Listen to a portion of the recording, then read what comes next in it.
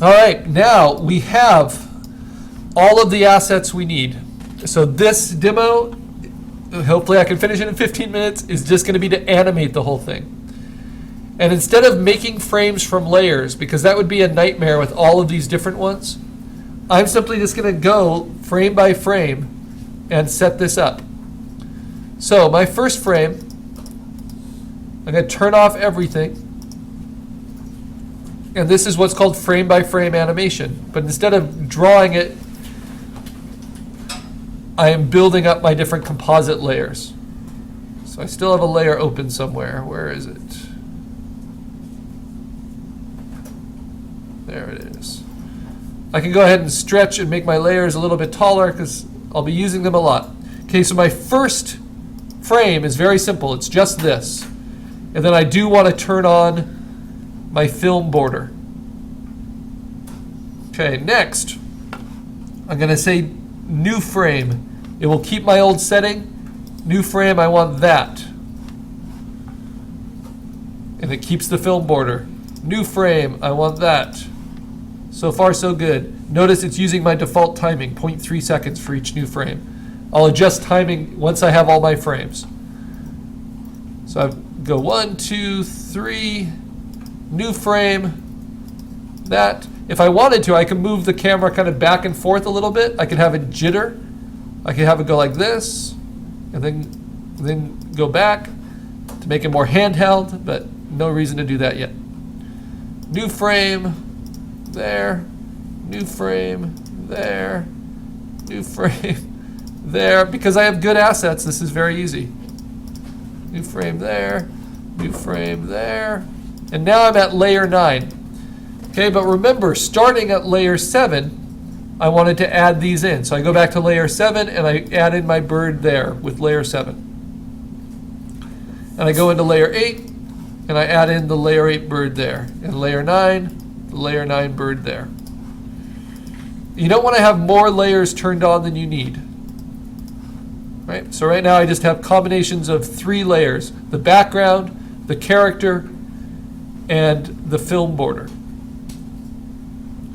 Okay, maybe at this point, while I'm introducing the bird's so colorful, maybe it's a good time to introduce a texture fill starting here too. And this is why I like to animate this way, building assets first and then playing with them. By introducing the bird here,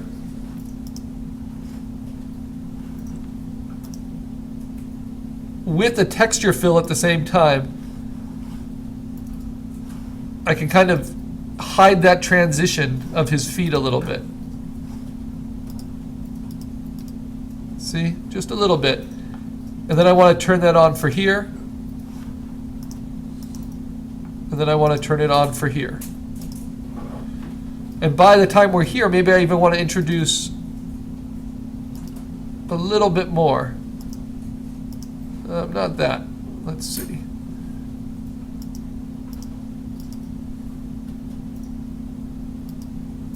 Or maybe I'll start letting this roll in a little bit. So let's turn this on at a very low opacity, about 4%. Then let's turn it on for this frame at about 9%. Actually, let's turn it on back here. You first see the bird, about 8%. All right, now new frame. So what starts to happen? Well, the bird has to change, right? Then what else has to happen? Remember, we already animated the beak and the eye and all of that with these different positions. So now I just get to play with these positions and I'm great. But what else can start to happen? Well, I can play with these texture fills to give the environment a little bit more oomph. If I just increase them a little bit,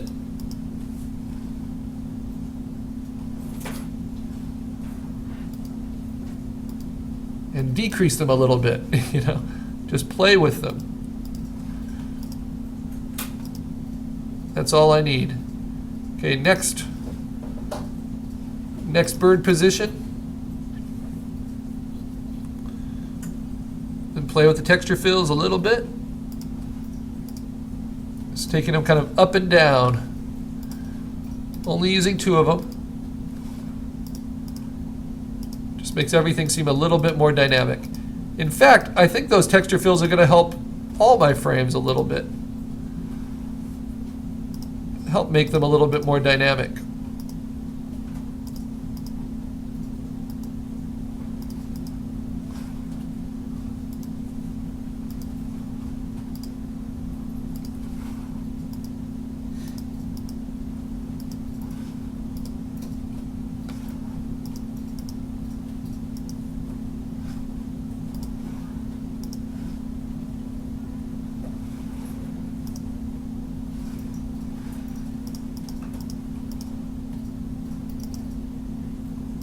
So that seems a little too extreme. Let me take that down.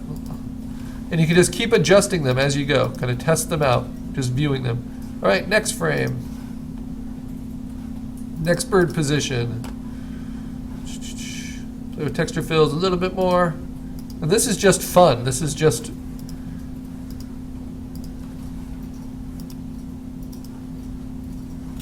And it will feel like with each movement he's kicking up a little bit of dust. Now, animators are different than artists in a lot of ways. They combine kind of artistry with acting, or drawing and compositing skills with storytelling and acting. And that shouldn't be discounted. Every animator I've ever known always has a lot of mirrors in their office, so they can kind of mimic behaviors. Even if they're doing a bird, they would kind of play with their shoulders and their arms in a mirror to kind of see how they would want to move it. For things like weather patterns, it has to be a little bit more intuitive, but they might look up reference.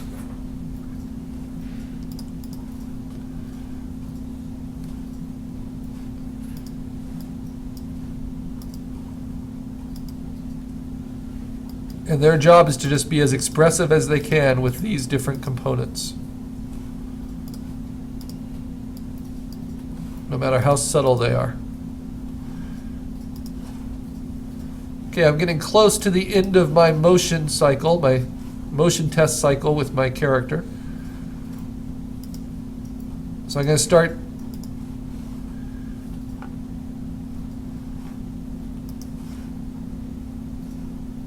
taking down the opacity on the texture fills a little bit, so the storm starts to have a more dramatic shift.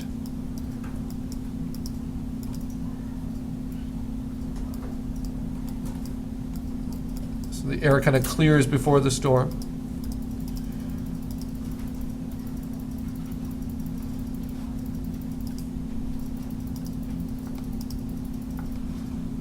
All right, and you can test this at any time you like, but I always recommend saving it before you test it. And so now let me just play it through. We'll go pretty fast. Let's see if anything jumps out, any mistakes I made. Oh, you see those little shift in the background? It's going to kind of prepare us for the background to change even more now. Okay. Go to my last frame. It's all saved. Now I can keep moving my character. I never want to stop moving my character. Otherwise it will just look dead and it would be strange. So I'm just going to go back and forth through this. And I can even kind of toggle different ones on and off. I don't need to keep it always consistent. But now I start darkening the background. So I change to a new one. And I might even turn on my adjustment layers at very, very low opacities to go along with that darkening.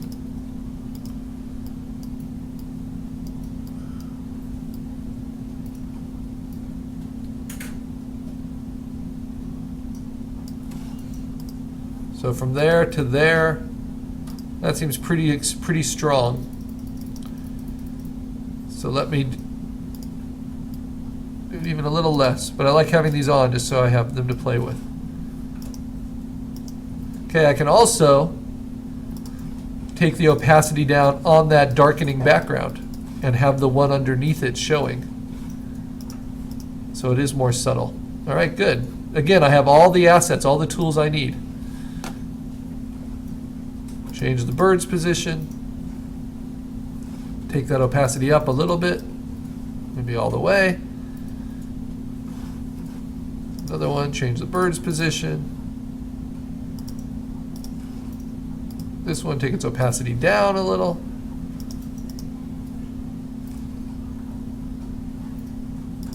Increase these just a little bit, make it a little bit bluer. That's a little too strong.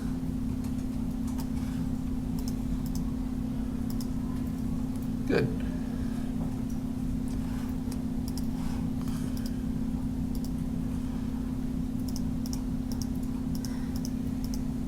And you see I shifted that eyeball up instead of down. You know, I don't want it exactly the same loop all the time, or it's a giveaway. Okay, now I might want to start introducing clouds as well. Very low opacity. First, let's place them.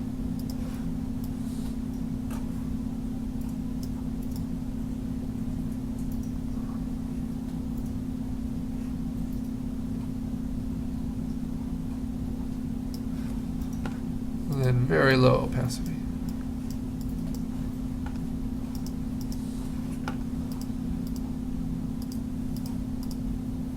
Now change the bird's position.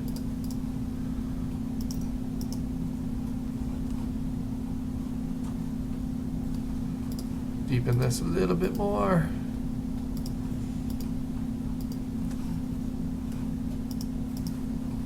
Good.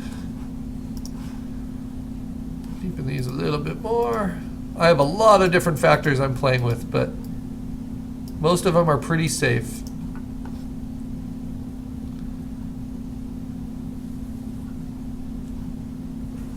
And I have those texture fills pretty low right now, so I don't need to worry about them.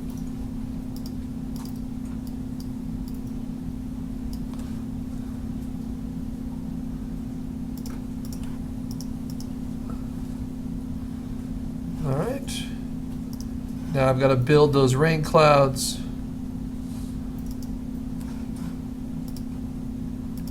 I'm going to make it pretty fast because otherwise this animation will just take forever. And move them a little bit.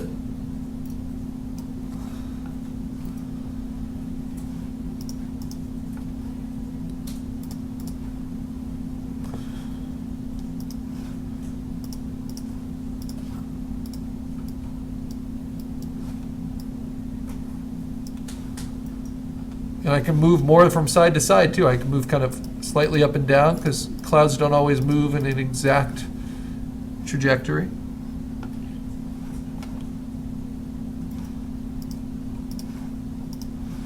The main thing I'm checking is that I'm moving that bird each time. Now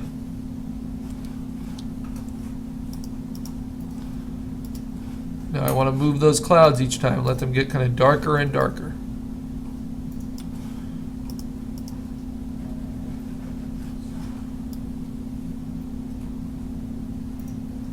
If you want to be really exact about movements, you can use your arrow keys.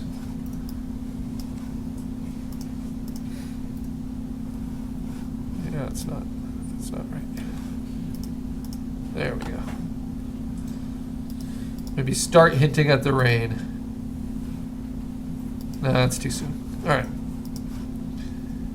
Keep going. Once I get to 100% with the clouds, I don't know if I even actually ever want to get to 100%, but that's when I'll set in with the rain.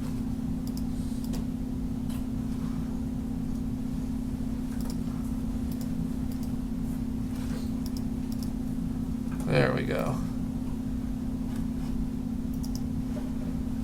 Okay, so I'm going to have to continue with this until the next demo. This can take some time, but you can see how I have all the components I need.